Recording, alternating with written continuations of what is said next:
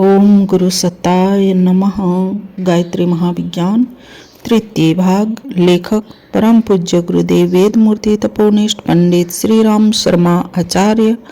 आइए पढ़ते हैं, सुनते हैं और समझने का प्रयास करते हैं। गायत्री मंत्र हमारे साथ साथ। ओम भूर्भुवस्सुः तत्सवितुर्वरेण्यं भर्गो देवस्य धीमहि धियो यो नः प्रचोदयात्। प्राणमय कोश की साधना। इन पंक्तियों में उन अद्भुत और आश्चर्यजनक घटनाओं की चर्चा न करके इतना ही कहना पर्याप्त होगा कि प्राणायाम से शरीर की सूक्ष्म क्रिया पद्धति के ऊपर अदृश्य रूप से ऐसे विज्ञान सम्मत प्रभाव पड़ते हैं जिनके कारण रक्त संचार, नाड़ी संचालन, पाचन क्रिया, स्नायुविक दृढ़ता, प्रगाढ़ निद्रा, स्फूर्ति व मानसिक विकास के चिन्ह स्पष्ट दृष्टिगोचर होते हैं एवं स्वस्थता, बलशीलता, प्रसन्नता, उत्साह तथा परिश्रम की योग्यता बढ़ती है। आत्मोन्नति, चित्त की एकाग्रता, स्थिर दृढ़ता आदि मानसिक गुणों की मात्रा में प्राण साधना के साथ साथ ही वृद्धि तो हो जाती है।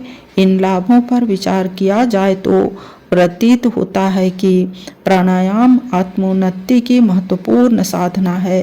प्राण तत्व का वायु से विशेष संबंध है। पाश्चात्य वैज्ञानिक तो प्राण को वायु का ही एक सूक्ष्म भेद मानते हैं। सांस को ठीक तरह लेने न लेने पर प्राण की मात्रा का घटना बढ़ना निर्भर रहता है। इसलिए कम से कम सांस लेने के सही तरीके से प्रत्येक बाल वृद्ध को परिचित होना ही चाहिए। हमें गहरी और पूरी सांस लेना चाहिए जिससे वायु फेफड़े के हर भाग से जाकर संपूर्ण वायुमंदिरों में रक्त की सफाई कर सके। अधूरी और उथली सांस लेने से कुछ थोड़े से वायुमंदिरों की सफाई हो जाती है, क्योंकि उथली सांस का दबाव इतना नहीं होता कि वह हर एक कोष्ठ पर पहुंच सके। जब हवा वहां तक पहुंचेगी ही नहीं तो सफाई किस प्रकार होगी। सांस का संपर्क होने पर रक्त की अशुद्धता, कार्बोनिक एसिड गैस बाहर निकलती जाती है और सांस का प्राण ऑक्सीजन में घुल जाती है। यह प्राण शक्ति उस शुद्ध रक्त के दूसरे दौरे के साथ शरीर के अंग प्रत्यंगों में पहुंचकर उन्हें ताजगी और स्फूर्ति प्रदान करती है। शुद्ध रुधिर में 1/4 भाग ऑक्सीजन का होता है। यदि इसमें न्यूनता हो जाए तो उसका प्रभाव पाचन क्रिया पर अनिवार्य रूप से पड़ता है। ऐसे व्यक्तियों की जठराग्नि मंद होने लगती है। इन सब क्रियाओं पर विचार करने से यह स्पष्ट होता है कि हमें पूरी गहरी सांस लेने की आवश्यकता है, जिनसे रक्त में पर्याप्त ऑक्सीजन मिल जाए, जिससे अंग प्रत्यंगों में ताजगी एवं स्फूर्ति पहुंचती रहे और पाचन शक्ति में निर्बलता न आने पावे। जठराग्नि मंद होने से अन्य अंगों में शिथिलता आने लगती है और वे अपने को अधूरा एवं दोषपूर्ण बनाते हैं। यही क्रम यदि कुछ समय जारी रहे तो जीवन यात्रा में नाना प्रकार की विघ्न बाधाएं उपस्थित हो सकती है और विविध भांति के रोगों का सामना करना पड़ता है। अधूरी सांस लेने वाले के फेफड़े का बहुत सा भाग निकम्मा पड़ा रहता है।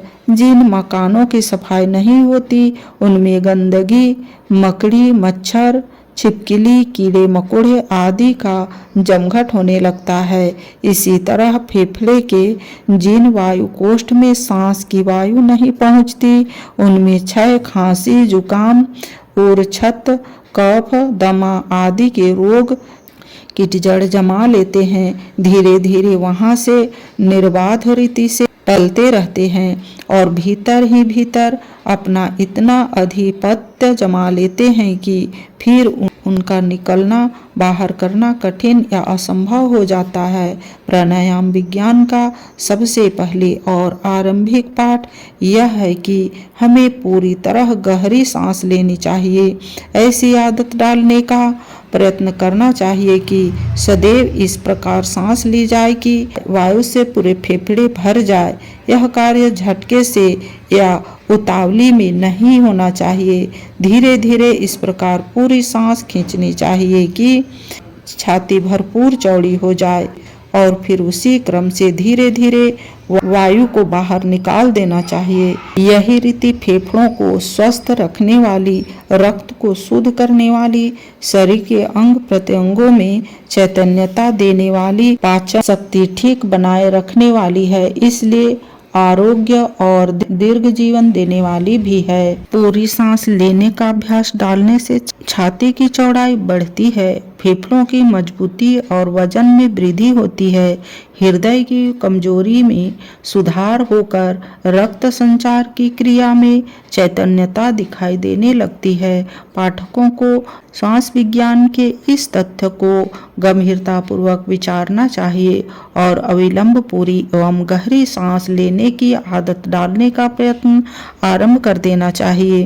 कुछ दिन श्वास क्रिया पर ध्यान रखने से, भूल सुधारते रहने से यह आदत भली प्रकार पड़ जाती है। प्राणायाम विज्ञान की दूसरी शिक्षा नाक से सांस लेना है। यद्यपि मुंह से भी सांस ली जा सकती है, पर वह इतनी उपयोगी कदापि नहीं हो सकती जितनी कि नाक से लेने पर होती है। एक बार एक जंगी जहाज के यात्रियों में चेचक बड़े उग्र रूप से फैली। डॉक्टरों ने इनकी विशेष सावधानी से जांच करते रहने का प्रयत्न किया। मृतकों के बारे में उनकी रिपोर्ट थी कि यह मुंह से सांस लेते थे। उस जहाज में एक भी ऐसा आदमी न मारा जिसे नाक से सांस लेने की आदत थी। जुकाम और सर्दी के रोगों के बारे में भी डॉक्टरी जांच का यही निष्कर्ष है कि मुंह खोलकर सांस लेने से इसका प्रकोप विशेष रूप से होता है और भी अनेक छोटे बड़े रोग इसी बुरी आदत के कारण होते देखे गए हैं। नाक से फेफड़ों तक जो हवा पहुंचाने वाली नली गई है, उसकी रचना इस प्रकार हुई है कि वह वायु को उचित रूप से संशोधन परिमार्जन करके भीतर पहुंचावे। नासिका के छिद्रों में छोटे छोटे बाल होते हैं। यह एक प्रकार की छलनी है जिसमें धूल और गंदगी के अणु अटके रह जाते हैं और छनी हुई वायु भीतर जाती है। जब आप नासिका के छिद्रों में अंगुली डालकर उनकी सफाई करते हैं तो उनमें से कुछ मैल निकलता है। यह मैल वह कचरा है जो वायु के छनने से रहा हुआ है। नासिका में एक प्रकार का तरल पदार्थ स्वीत होता रहता है। बालों में अटकने के सिवाय जो कचरा बच जाता है वह इस सांव में चिपक जाता है। वायु का इतना संशोधन नासिका के छिद्रों में हो जाने के उपरांत वह आगे चलती है। श्वास नली जो फेफड़ों तक मस्तिष्क में होती हुई गई है, काफी लंबी है।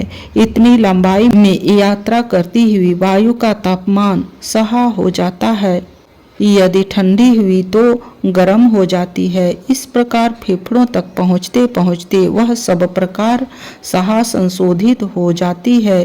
किंतु यदि मुंह से सांस लें तो परिणाम बिल्कुल दूसरी ही प्रकार का हो जाता है।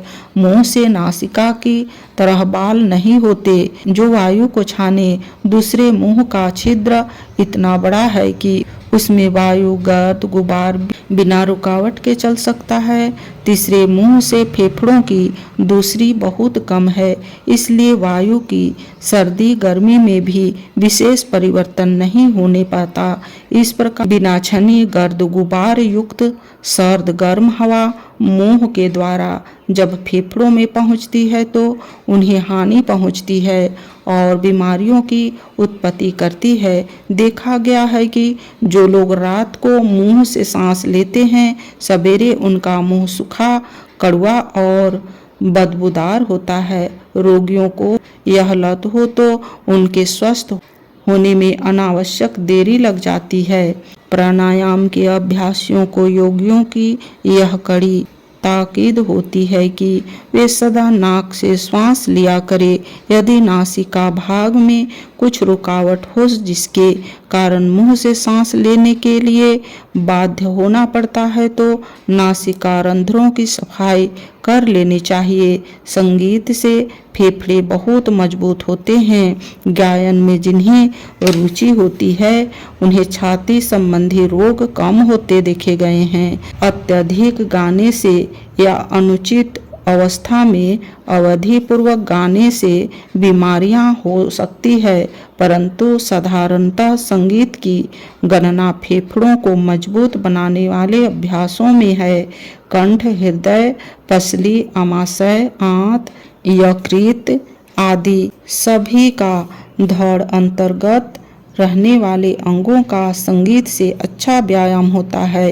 यदि अच्छे बाजे के साथ ध्वनिपूर्वक गाया बजाया जाए तो एक प्रकार की विद्युत तरंगे उत्पन्न होकर स्नायु तंतुओं को तरंगित करती रहती है, जिससे श्वास संचारण क्रिया में विशेष रूप से सहायता मिलती है और मंद एवं शिथिल गति से कार्य करने वाले अंगों में गतिशीलता का आविर्भाव होता है। जिन्हें गाना बजाना आता है उन्हें भोजन के पश्चात कम से कम 2-3 घंटे बजाकर सुविधा अनुसार अभ्यास करना चाहिए। जो बजा न सकते हों उन्हें केवल गाना ही चाहिए। सुविधा अनुसार यदि वाद्य गान सुनने का अवसर मिले तो उससे लाभ उठाना चाहिए, क्योंकि संगीत से उत्पन्न होने वाली लहरें सुनने वालों को भी प्रभावित करती है। प्रातः श्याम गायन वाद्य तथा नृत्य के साथ कीर्तन करने की धार्मिक प्रथा का स्वाध्याय बड़ा घना संबंध है। संकीर्तन में सम्मिलित होने वालों के गले फेफड़े का व्यायाम हो जाता है। जोर जोर से धार्मिक भजन गाने या शंख बजाने से फेफड़ों का व्यायाम होता है और बहुत अंशों में प्राणायाम का लाभ मिलता है। आज के वीडियो में इतना ही। अगले वीडियो में प्राणकर्षण की सुगम क्रियाएं के बारे में पढ़ेंगे और समझेंगे। लाइक, सब्सक्राइब और शेयर करें। धन्यवाद। ओम शांति।